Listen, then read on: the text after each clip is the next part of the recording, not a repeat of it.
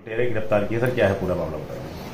बीती दिनांक 9 नवंबर की रात 9:30 बजे चिनाट बाजार में बीच बाजार में एक महिला से सोने की चेन छीन करके कुछ लुटेरे भागे थे। इस संबंध में उस परिवार की तहरीर के आधार पर 10 तारीख को लूट का मुकदमा पंजीकृत हुआ था।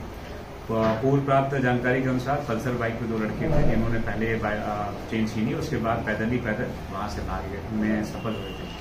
आसपास के कैमरे वगैरह दिखवाने पर इन बदमाशों की और उस बाइक की पहचान हुई। इस आधार पर आज चिनाट की थाने की पुलिस ने SHO के साथ मिलकर के बड़ा अच्छा काम किया है और तीनों गिरफ्तार करते हुए उस बाइक को बरामद किया है और साथ में लूटी गई चेन को बरामद किया है। इनमें से जो मुख्य अपराधी जिसने चेन छीनी थी, अमन कश्यप, ये पूर्व से शीटर है। इसके ऊपर कई मुकदमे, लगभग 10 मुकदमे अन्य थानों से भी लिखे गए हैं, जिसके अन्य 2 साथी में से एक राजू सरकार के ऊपर एक मुकदमा पीछे चिनाट थाने में भी लिखा गया था। इनके अन्य मुकदमों के बारे में हम जानकारी कर रहे हैं, आगे इनके ऊपर गैंगस्टर की कार्रवाई की जाएगी। सर ये 3 लोग हैं जिस तरीके से एक गैंगस्टर का आरोपी है, इसने पूरा गैंग बनाया हुआ है। एक अभी जो नया साथी शामिल हुआ साहिल कश्यप, ये इन लोगों के अटैच में कैसे आया? क्या ये जो साहिल कश्यप और अमन कश्यप, इन लोगों का कोई रिलेशन रहा है? दोनों के नाम एक ही जैसे हैं, लेकिन ये दोनों आपस में रिलेटेड नहीं है। कितनी घटनाओं को अंजाम दिया अब तक अमन कश्यप का आपराधिक इतिहास हमारे पास है, उसमें 10 मुकदमे के लगभग इस पे लिखे गए हैं। और जो इसके साथ में साहिल कश्यप है, उसके ऊपर अभी कोई हमें जानकारी नहीं हो पाई है। हम इनसे जानकारी कर रहे हैं, इन्होंने ऐसे कोई अपराध और किए हैं जिन पे अभियोग पंजीकृत नहीं है, तो वो अभियोग पंजीकृत। सर ये लोग मूल रूप से जो है क्या काम करते थे और घटना को कारित करने के बाद किस तरीके से गायब हो जाते थे, और इतनी घटनाएं ये लोग कारित कर चुके हैं क्या? कोई कहीं ना कहीं कुछ पुलिस का ऐसा लग रहा है कि वहां की पुलिस इन पर मॉनिटरिंग नहीं की, इसके चलते ये लोग इस तरह की घटनाएं लगातार करते रहे और बेल से आने के बाद भी लगातार घटनाएं कर रहे हैं? मुख्य रूप से ये लोग ना तो पढ़ाई करते हैं, ना कोई ऐसा विशेष कार्य करते हैं। जो लड़का राजू सुविकार है, ये मूर्ति वगैरह बनाता है। बाकी अन्य दोनों लड़के अमन कश्यप और साहिल कश्यप ऐसा कुछ काम नहीं करते हैं।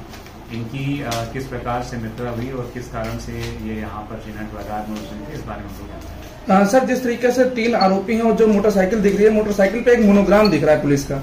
ये मोनोग्राम पुलिस का जो लगा करके पूरी तरीके से लगातार क्षेत्र में रहते थे, तो उसका इस्तेमाल किस तरीके से कर रहे थे?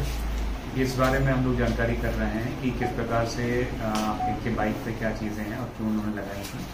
और आगे भी हम लोगों ने अपने क्षेत्र में सभी लोगों को बताया है कि अगर किसी ने इस प्रकार कुछ भी अपने गाड़ी पे लिख रखा है जिसकी वजह से लोगों के दिमाग में भ्रम हो, तो उस चीज के हम कार्रवाई करें और उन वाहन चालकों के ऊपर हम लोग चालान करें। घटनाओं को कारित करने के बाद में जो पैसा मिलता था, उस पैसे को किस तरीके से खर्च करते थे, कहाँ खर्च करते थे? मुख्य रूप से लोग नशे के आदी हैं, नशा वगैरह करते हैं। इस वजह से जो सामान इन्होंने चुराया उसका प्रयास यही कर रहे थे, बेच करके उससे नशा। गिरोह में और भी लोग हैं?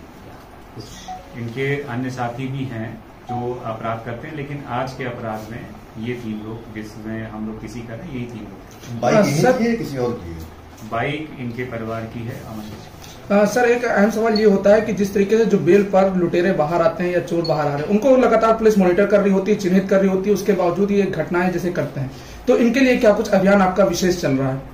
हम लोग नो योर क्रिमिनल नाम से अभियान चला रहे हैं, जिसमें सभी बीट कांस्टेबल्स और हल्का प्रभारियों के द्वारा जो लोग जेल से छूट के आ रहे हैं उनके जमानतदारों को सत्यापन किया जा रहा है और उनकी गतिविधियों को नजर रखने का प्रयास किया जा रहा है। जैसा कि इसमें जानकारी हुई है, अमन कश्यप के जमानतदारों के खिलाफ भी कार्रवाई। सर ये लोग किराए से रहते थे या कोई पर्टिकुलर का मकान है? किस तरीके से घटनाकारी को वहीं चले जाते थे या कहीं अपना अलग कमरा लेते थे? और साहिल कश्यप का अपना मकान है।